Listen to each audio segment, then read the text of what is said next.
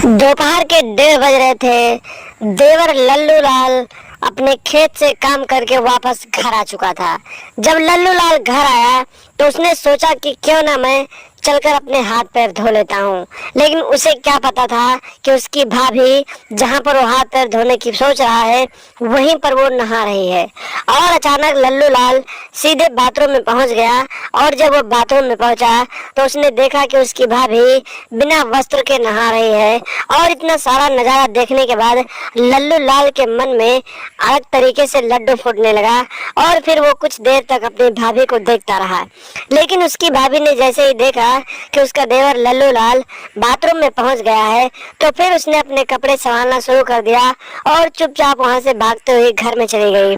और फिर लल्लू लाल अपने हाथ पैर धुला और उसके बाद में आकर बैठ गया। लेकिन जब तक वो बैठा था तब तक सिर्फ और सिर्फ उसके दिमाग में वही सीन चल रहा था जो उसने बाथरूम में देखा था। और इसी तरीके से शाम हो गई और शाम के समय लल्लू लाल को उसकी भाभी ने खाना दिया और फिर वो अपने कमरे में लेटने चली गई। लेकिन लल्लू लाल जो था लगातार अपनी भाभी के बारे में सोचता रहता था। और फिर आधी रात को लल्लू लाल अपने कमरे से उठा और अपने भाभी के कमरे में पहुंच गया। और इसके बाद जो हुआ आप लोग खुद देख लीजिए। नमस्कार दोस्तों, अफेयर क्राइम न्यूज चैनल में आप सभी प्यारे दोस्तों का स्वागत है। दोस्तों, अफेयर क्राइम न्यूज चैनल को आप सभी लोग सब्सक्राइब कीजिए, वीडियो को लाइक कीजिए और वीडियो को ढेर सारा शेयर भी कीजिए। दोस्तों, चढ़ती जवानी और तड़पती हुई हवस की ये कहानी एक फिक्शनल स्टोरी है और फिक्शनल स्टोरी बनाने और सुनाने का मकसद है कि आप लोग सावधान रहें, सतर्क रहें और अपने घर परिवार को सुरक्षित रखें। लल्लू लाल खेतों में काम कर रहा था। सुबह का गया हुआ जब दोपहर हो गया और उसे भूख लगी तो फिर काम खत्म करके घर आ गया। लल्लू लाल जब घर पहुंचा तो उसके हाथ और पैर में बहुत सारी मिट्टी लगी हुई थी। उसने सोचा कि चलो तुरंत चलकर अपना हाथ पैर धो लेते हैं। लेकिन लल्लू लाल को नहीं पता था कि बाथरूम में उसकी भाभी नहा रही है। और लल्लू लाल जब घर पहुंचा तो सीधे बाथरूम में चला गया और जब वो बाथरूम में पहुंचा तो उसने देखा कि उसकी भाभी बिना वस्त्र के नहा रही है, बिना कपड़ों के नहा रही है। जब लल्लू लाल इतना नजारा देखता है तो उसके ऊपर हवस सवार हो जाता है, क्योंकि उसकी भाभी इतनी खूबसूरत थी और जवान थी कि उसे देखने के बाद उसके मन में लड्डू फूटने लगे।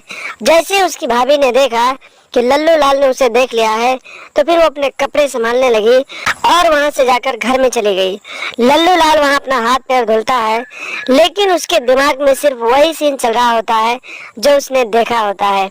लल्लू लाल वहां से वापस आता है, दोपहर का खाना खाता है और फिर घर से चला जाता है। शाम होती है, शाम को जब घर आता है तो उसकी भाभी उसे खाना देती है, फिर भी लल्लू लाल उसे ही देखता रहता है। उसकी भाभी कहती है कि क्या बात है देवर जी, आज आप मुझे ऐसे क्यों देख रहे हो? लल्लू लाल कहता है कुछ नहीं भाभी जी, बहुत खूबसूरत लग रही हो आप। इतना कहने के बाद अपने कमरे में जाकर लेट जाता है। लेकिन लल्लू लाल के दिमाग में लगातार वही चल रहा होता है और करीब 12 बजे लल्लू लाल को खुद से बर्दाश्त नहीं होता है तो वो अपने कमरे से उठकर अपने भाभी के कमरे में पहुंच जाता है। जब वो अपने भाभी के कमरे में पहुंचता है तो उसकी भाभी अपने बिस्तर पर लेटी हुई थी। लल्लू लाल वहां पहुंचता है और अपने भाभी के बदन को सहलाने लगता है और उसे टच करने लगता है। कुछ देर बाद उसकी भाभी की नींद खुल जाती है और वो कहती है कि लल्लू लाल तुम क्या कर रहे हो?